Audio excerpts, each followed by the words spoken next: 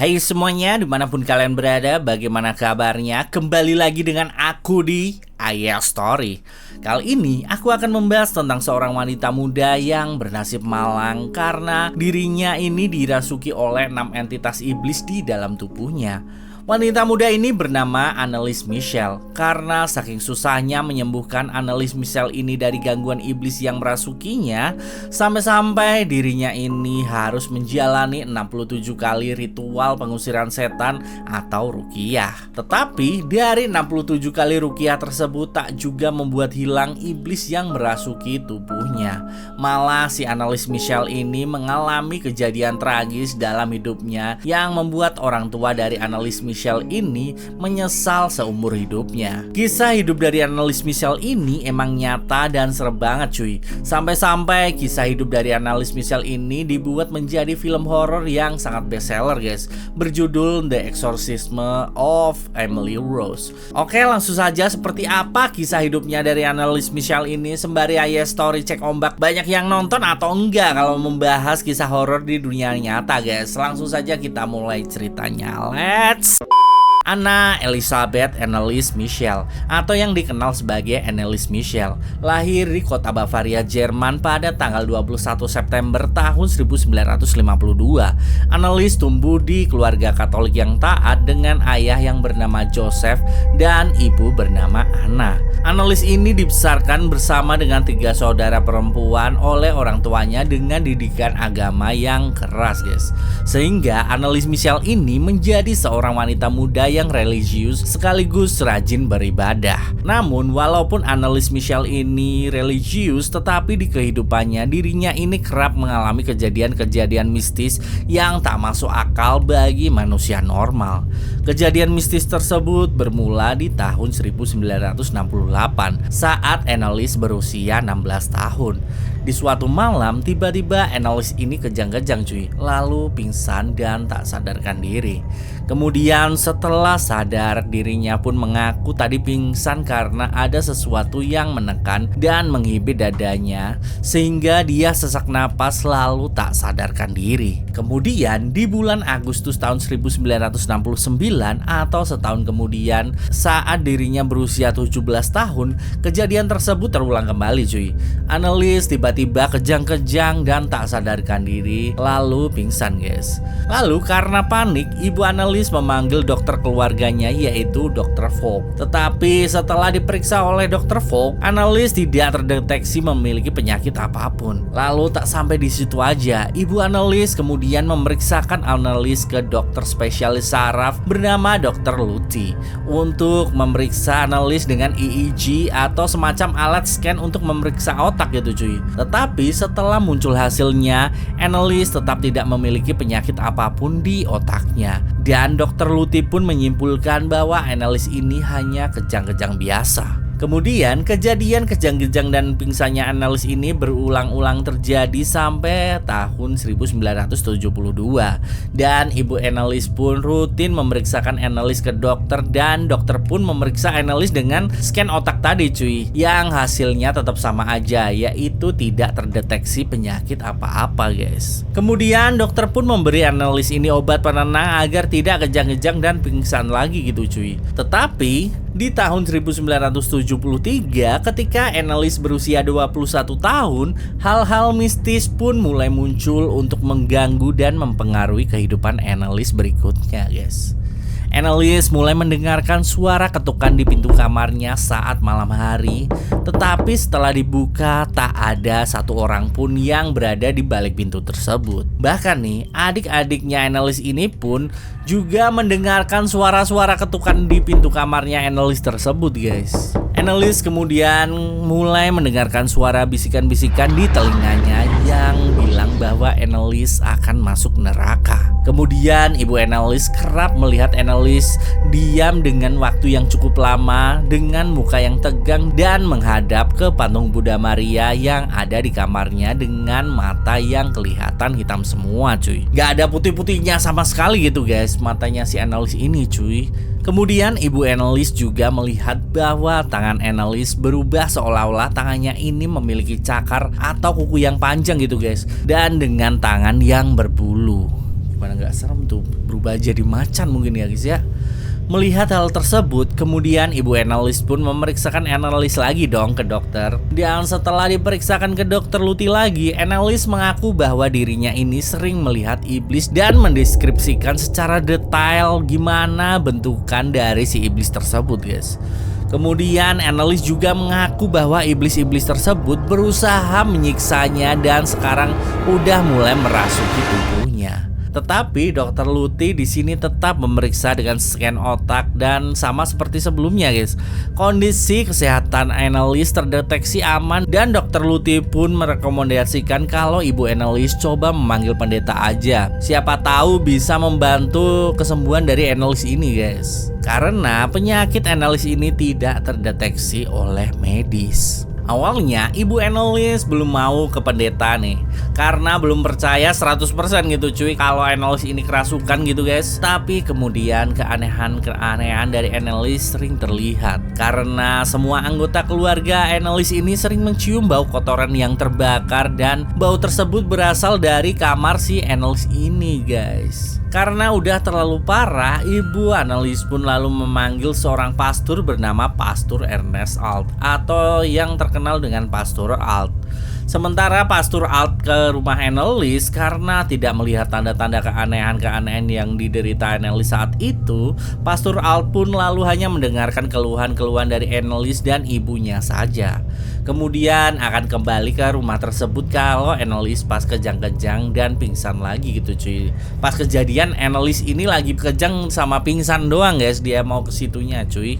Kemudian setelah udah diperiksakan ke dokter dan pastor, lalu ibu Annelies ini memeriksakan Annelies ke psikiater untuk mengetahui kondisi kejiwaan dari si Annelies ini guys. Setelah diperiksa ternyata Annelies menderita penyakit epilepsi lobus temporal yang ditandai dengan seringnya kejang-kejang mendadak, dan Annelies juga menderita penyakit psikosis guys, atau kondisi di mana seseorang setelah kejang karena epilepsi muncul halusinasi dan delusi, dan biasanya berlangsung selama 12-72 jam. Psikiater tersebut lalu memberi Annelies obat dosis tinggi untuk kesembuhan penyakitnya tersebut guys. Tetapi di tahun yang sama, yaitu tahun 1973, kondisi kejiwaan Annelies semakin parah. Annelies mulai depresi berat dan berniat untuk mengakhiri hidupnya. Kemudian perilakunya juga semakin aneh guys. Dia sering merobek pakaiannya sendiri, makan serpihan batu bata dan laba-laba yang ada di tembok kamarnya. Kemudian karena dia sering pipis sembarangan di kamarnya, lalu dia pun meminum dan menjilat urin dari pipisnya tersebut guys, dari lantai kamarnya. Malah semakin parah gini ya guys ya. Kemudian dirinya juga sering menjerit tiba-tiba dan menggonggong seperti anjing, lalu merobek dan menghancurkan gambar dan tanda-tanda religius yang ada di dekatnya, seperti foto dan patung salib. Tak hanya itu aja, tanda-tanda aneh yang ada di dalam diri Annelies. Dirinya juga sering mengeluarkan kekuatan yang tak wajar ketika diikat oleh orang tuanya guys. Dan dirinya pun pernah sekali melempar adiknya dengan satu tangan doang cuy. Kok ya kuat sekali ya si Annelies ini cuy. Kemudian dia ini udah pernah juga meremas apel dengan satu genggaman tangannya gini guys, sehingga apel tersebut hancur berkeping-keping guys. Orang normal mana yang bisa mengeluarkan kekuatan seperti ini cuy. Akhirnya karena Annelies udah gak bisa terkontrol lagi, mamanya Annelies ini lalu menghubungi Pastor Alt lagi cuy.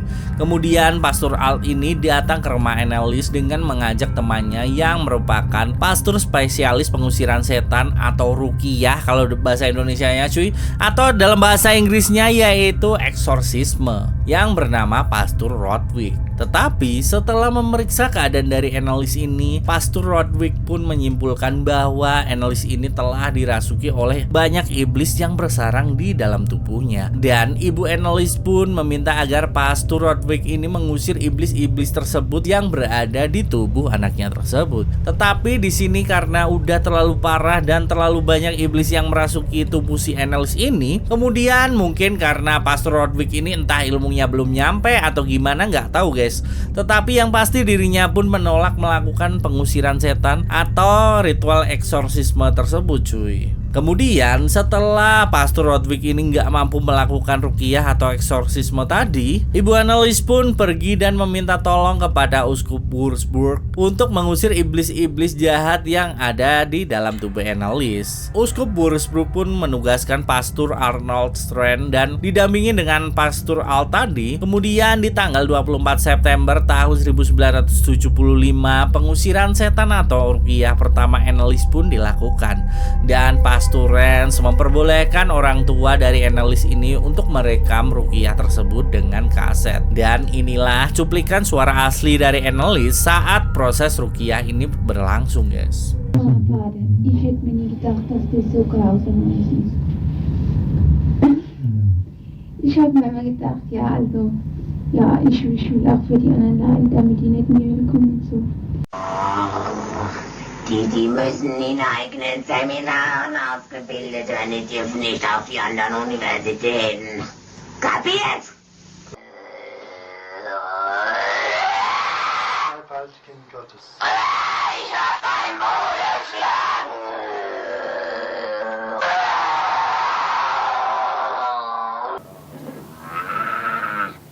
Ich bin Nero. Ich bin der Dritte im Bunde. Noch mehr. Aus dem Dritten Reich.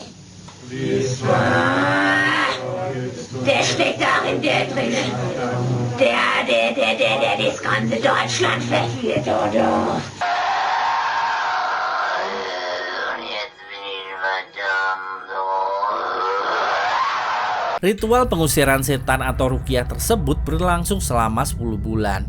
Dan setiap 1 minggu ritual tersebut berlangsung selama 1 atau 2 kali ruqyah. Tetapi setiap sesi ruqyahnya berlangsung selama 4 jam, guys. Total Annelies ini menjalani 67 kali ruqyah tersebut, dan Ibu Annelies pun merekam sebanyak 42 rekaman audio dari sesi ruqyah ini, cuy. Annelies ini juga dalam sesi ruqyah tersebut bilang sama si Pastor Renz kalau dirinya terus-terusan minum obat dari psikiater tadi, dirinya ini jadi tidak berdaya dalam melawan iblis-iblis yang merasuki tubuhnya, cuy. Sehingga sang pastor pun memperbolehkan Annelies untuk tidak meminum obat lagi dari psikiater tersebut. Yang hal tersebut pun disetujui oleh kedua orang tua dari Annelies ini, guys. Kemudian dalam rekaman tersebut terdapat salah satu iblis bernama Fleischmann. Nah, si Annelies ini bisa menceritakan siapa itu Fleischmann sebenarnya dengan sangat akurat di sesi ruqyahnya. Awalnya si Pastor Renz ini gak percaya, cuy, kalau iblis yang merasukinya tersebut adalah Fleischmann beneran, guys. Karena gak masuk akal jika seorang gadis muda umur 21 tahun tahu siapa Fleischmann sebenarnya, cuy.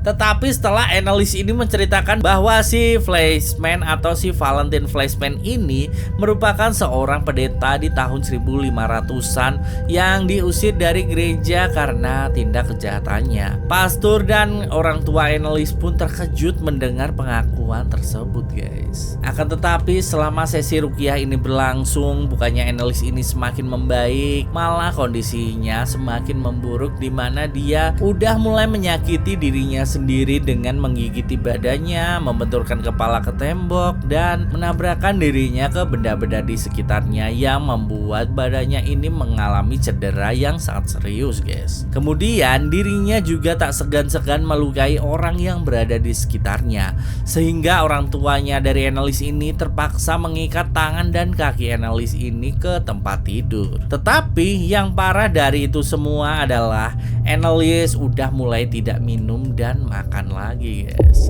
Dikarenakan katanya iblis yang merasuki tubuhnya Annelies tersebut udah tidak memperbolehkan Annelies ini untuk makan minum, guys. Kasihan banget ya, cuy ya. Kemudian dari kejadian tersebut tubuh Annelies ini makin kurus dari hari ke hari, guys. Karena ya nggak makan dan minum tadi, cuy. Tapi walaupun tubuhnya makin kurus, tenaga Annelies ini nggak masuk akal karena Annelies ini bisa mengangkat meja yang berat lalu melemparkan meja tersebut dengan satu tangannya aja, guys. Kuat banget ya, guys ya. Dia Annelies ini, cuy.